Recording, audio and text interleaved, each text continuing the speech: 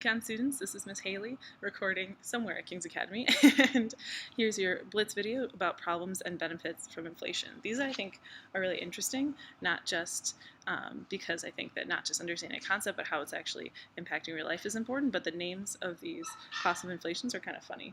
So shoe leather costs, so that's about time and resources spent to guard against the effects of inflation. So an example of that is we're going to look at how in Venezuela there's such this large inflation that the money is so low in power that someone has to keep going back and forth to the ATM, and there's lines that are insanely long. And so shoe leather cost is talking about the actual leather of your shoe breaking down and you having to buy more shoes because you have to get a ton of money when your country is suffering from hyperinflation. So that's shoe leather costs.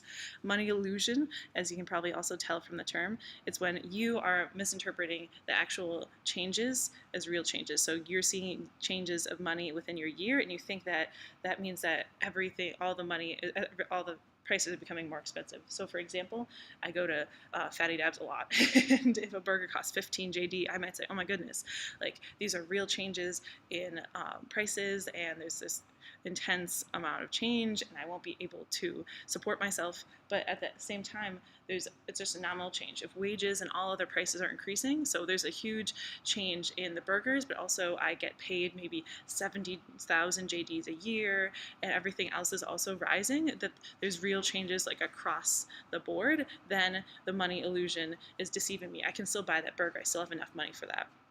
So menu costs, the cost of inflation, that's when the actual firm needs to pay for a bunch of things just because their output prices keep changing. So an example of menu costs, the reasons why it's called menu costs is because they would have to make many different menus. You can't have the same menu saying there's 5 JDs for a burger and 4 JDs for fries, because that day maybe all the money within that country, all the prices are increasing, and so the money doesn't have as much power, so there might be a different menu by 7 p.m. or 8 p.m. So another menu cost could be if you're at a store and you have to hire someone to make new price tags for all the clothing, because even within that day the clothing's becoming more expensive with inflation. So those would be menu costs, anything that you as a business have to pay for to change because the output prices are changing.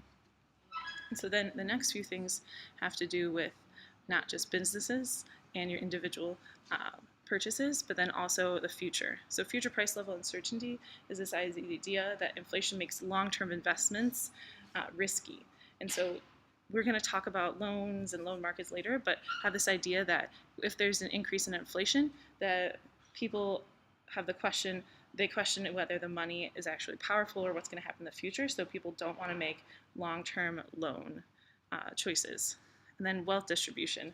So this is saying that when there's inflation, people who have loans that are at a fixed rate are actually benefiting. And so King's Academy has taken out a lot of money on loans. And so hypothetically, if there is a large amount of inflation in Jordan and Kings only had to pay back their loans in the amount that they had paid prior, then there's this wealth distribution. It's easier to pay back loans, and so lenders now become less powerful than borrowers. Okay, the last two. So price confusion, I think this one's pretty interesting. So it's this idea that us as economists, we're always seeing our prices higher, becoming higher, are they lowering, and how do those price changes have to do with increased or decreased demand? So price confusion is this idea that people might think that demand is increasing because prices are increasing, but in fact prices are just rising because inflation, because currency is not as powerful. And so price confusion is you as a business thinking that you want to make more of an item, you want to make more shirts, you want to make more cars, because you think that there's an increase in demand when in actuality it's just inflation. So then you end up misallocating resources. You make items that people might not buy, whereas you could have used those resources to make an item that actually had an increase in demand. Okay, and our last example of a problem benefit from inflation would be tax distortions. So again, tax distortions and future price level uncertainty we're going to talk more about at a later date, but just know that this is when, if you buy items at capital gain like a house, and when inflation happens you think that that house now becomes more worthwhile, but it actually doesn't.